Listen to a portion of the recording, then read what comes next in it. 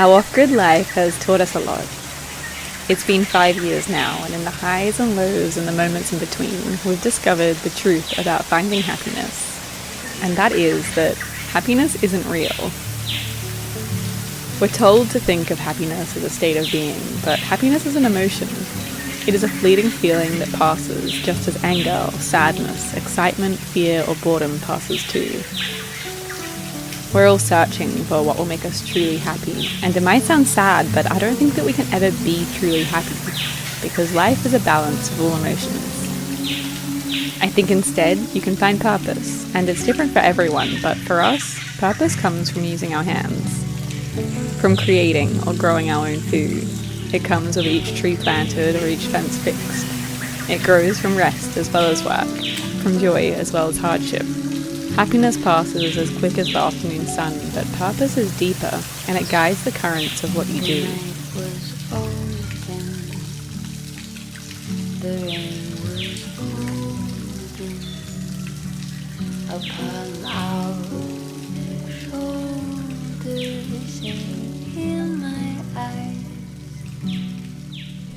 This week we've been planting bananas and gardening in the sun, and these simple days of digging, planting, and feeling the soil between our fingers brings us this sense of fulfillment that lasts longer than any emotion. I think that the purpose that we find in gardening can probably be attributed to our human needs to grow, forage, and feed ourselves. Is that not the most satisfying thing in the world? It's easy to forget that we are animals, and in our privileged lives, our basic needs like food or shelter or sleep have become so effortless, but also so capitalized upon. Instead of hunting or gathering or growing or sharing, we pay money and we receive food.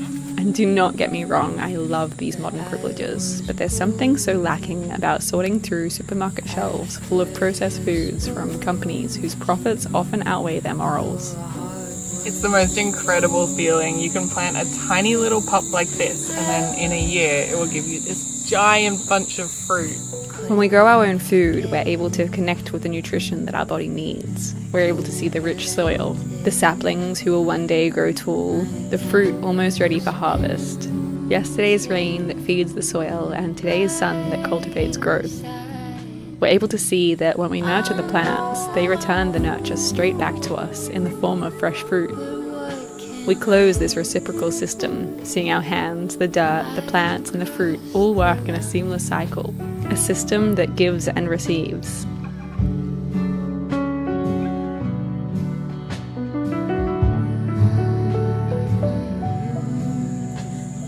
Looking at the garden, everything becomes so obvious. The plants don't just need endless sun to thrive, like we don't need endless happiness to be whole. Endless sunshine would actually cause dryness and wilt and slow growth. Instead, the plants need days of sun intertwined with days of rain. They need cool seasons and hot seasons. They need a combination of all things working together. A banana plant thrives with balance, so it's strange to think that in order to thrive, we need to search for the absoluteness of happiness and not accept the entirety of life. When people say that they feel happier when they garden, it's not a lie. There's actually a bacterium in the soil which acts like an antidepressant, and it stimulates your brain to make more serotonin. Growing our own food has always been a way that we connect with our body. Movement is so important, and exercise can be great for your mental health. Instead of going to gyms and training with equipment, we love to use these practices to achieve things instead. I always laugh that why would I lift weights up and down and achieve nothing if instead I can catch a bunch of bananas as it falls or haul a bag of duck feed across the paddock? Why would I run on a treadmill if instead I can run after Magnolia's goat as she escapes the paddock or hike up to the highest hill to check the water tanks?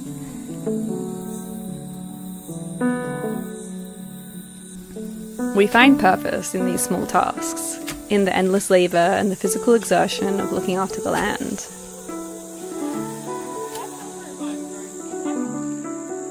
smells like passion fruit. We find this purpose both by physically working, sweating, and moving our muscles, but also by harvesting the literal fruits of our labour and feeding our tired bodies with their nutrients.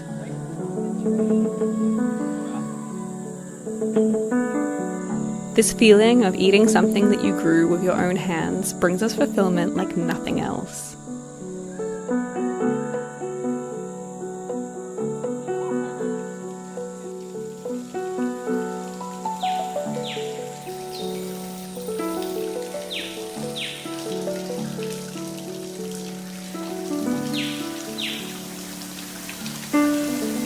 week we've been trying to balance work and play and cultivating moments of calm into our routine. For me, this means going to a waterfall and exploring beneath the crashing stream.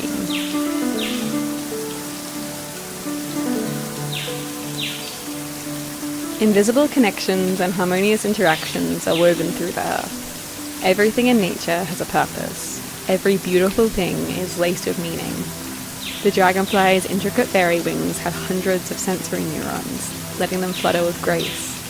The old buttressed tree roots collect water for the dry season as the vines poetically climb through the canopy to reach the light.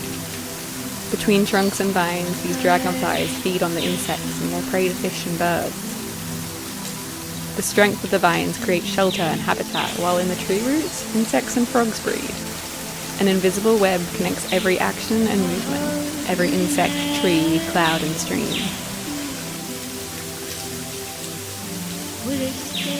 We have found our purpose within this web, discovering that, like the dragonflies, trees and vines, our actions resonate in the weave of the rainforest. We thread each moment with intention.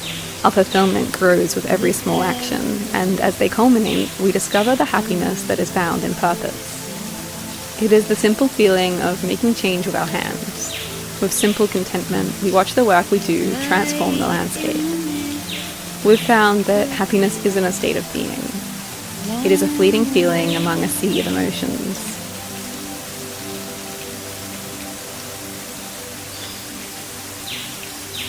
Joy is dictated by passing moments, but purpose is deeper. It is the current that guides the ocean's waves, the birds that spread the forest seeds, or the thread that weaves all of these moments together. As the forest is simply a collection of growth, we understand that our lives are a collection of small moments.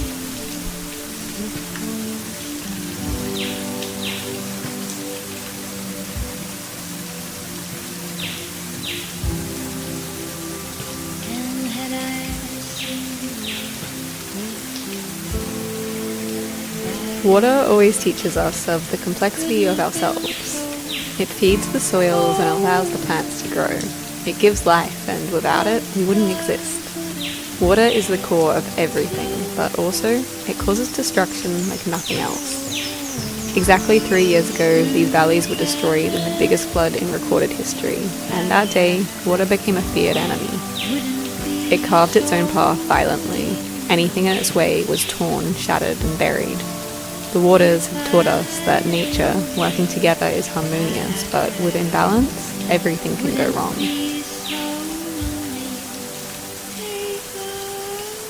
Pure happiness or success or the completion of any goal or dream will not make us feel whole, but with balance in our lives, we can find fulfillment. Feel fully in the moments of joy and wonder, but always remember that the full spectrum of life's emotions is what makes it so wonderful. There is no true happiness without the more difficult emotions that exist beside it.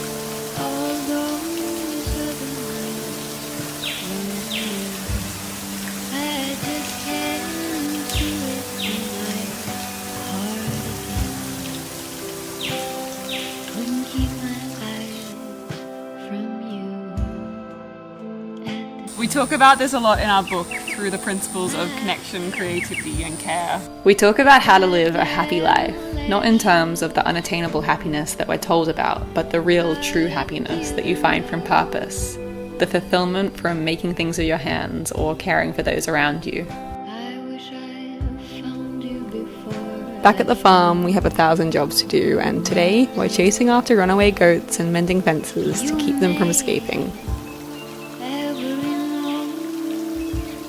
The goats have become so naughty that they've literally found a way to escape every single paddock that we have for them. So today we're on a mission to fix all of the little holes that they're getting through, and this one's a complex one because there's no hole. They just worked out how to jump a 1.2 meter fence by standing on a hill and running really fast and then jumping over it. So we're going to make a little kind of boundary fence to stop them from doing that. These menial jobs are always the ones that I dread the most. When I realise that the goats have escaped yet another fence, I find myself groaning and beginning to sort through the fencing supplies. It's really tropical weather at the moment. We're getting big heavy showers every few minutes, and then it just stops and the sun comes out for a few minutes and you think that it's all stopped.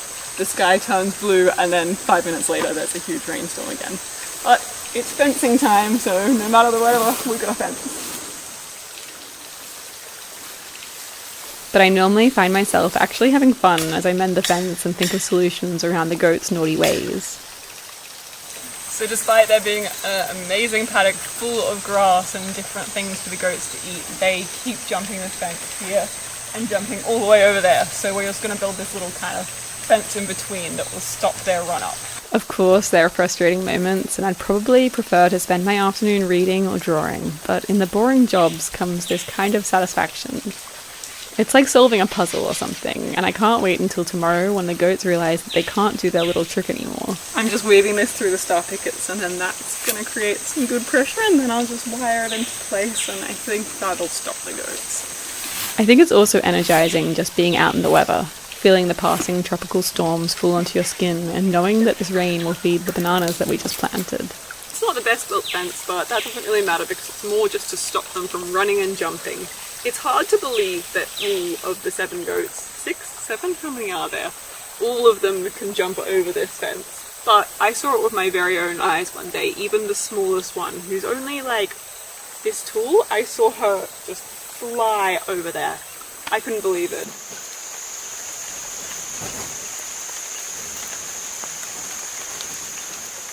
This is a big pile of dirt that we've dug out from this massive hole, and in here are very important pipes. Basically we collect our water and we have a big tank up on the hill, and so that comes down the hill, then goes underground and then comes through here. But the problem is no one really knows how the system works. Our dad put it in and it's complex. There's pipes that go everywhere, and so this pipe was leaking and then we dug it up and there's one pipe going this way and one pipe going that way, and the big tanks that they're coming from are up there. So we don't know, but we've worked it out now, and now I'm just going to put all of this dirt back in, but I need to make sure that I put the soft dirt in around the pipe so that it doesn't cause any leaks with big bits of soil if a stone hits it, because this is a road, so if anyone drives over it, then it'll break the pipe again, and we do not want that. We do not want another leak. There's always a new job to be done. At the moment, there's actually a severe tropical cyclone developing off the coast right now, and it's possibly predicted to hit us next week. It's always strange to prepare for something that's so uncontrollable. So we're just doing everything we can to clear the roads of fallen leaves, fix the water pipes and the overflow, and finish as many jobs on our list before there will be potentially a lot more. Should have worn gumboots. I am covered in mud, and it's clayey mud, so I don't know if it's going to come off. Give me a moment to catch my thoughts. When the goats don't answer back when you call, you know that they're doing something naughty. So they haven't been answering, and it turned out that they'd escaped into a paddock that they're not allowed to be in because they can get into the garden from here. Come on! No answer. Magnolia! The goats always manage to find a new hole on the fence any time that we fix one. In these moments, I normally feel pretty angry and frustrated. Are you gonna come home now? Keep me on the path. I start thinking of what supplies I'll need to fix the fence and how long this patch will even last. Anger is okay though, I just let that feeling pass too. Come on. Naughty Jody. I've been Come on, we're going to go back to the paddock. Hey, no, there's nothing to get me through here. other times. They're honestly doing a really good job in this paddock. There's a lot of weeds that they need to keep down. But the problem is we haven't got the fence completely working, so they jump over it and then they get into the garden from here. So you're doing the right job, just a little bit naughty. We fix the fence tomorrow, you can come in here. Maggie's the one that always gives it away. She always, I'll say something like, come on to them, and then she will give a bear back when everyone else is being completely silent. She'll just say a little, nah. I think I'll just sit here and shepherd them for a while and make sure they don't get into the garden. And then they can eat as much as they want. Sometimes the fences just make us feel like we will be forever behind.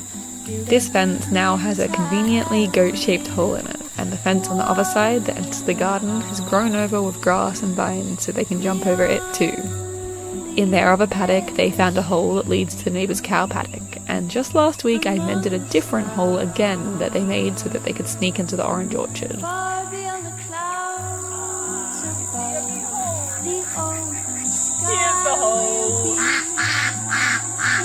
No, duckies, it's almost time for bed, but not yet. I've got to fix the hole first. Beyond our minds. As I sit with my goats behind me and my ducks calling out for their dinner, I think this isn't so bad, the constant fence fixing. At this point, honestly, I'm just inspired by these goats' determination. I don't think any goat's getting through that anytime soon. They'll probably just find a new hole and push it through, but for now, that will do. I'm going to let them eat for a bit longer because they're having such a good time and they haven't snuck into the garden yet. So we'll see how long that lasts. I realise how, just like the other moments of joy and happiness I feel are transient, so are the moments of anger and frustration, knowing that each is fleeting as well as integral to the other.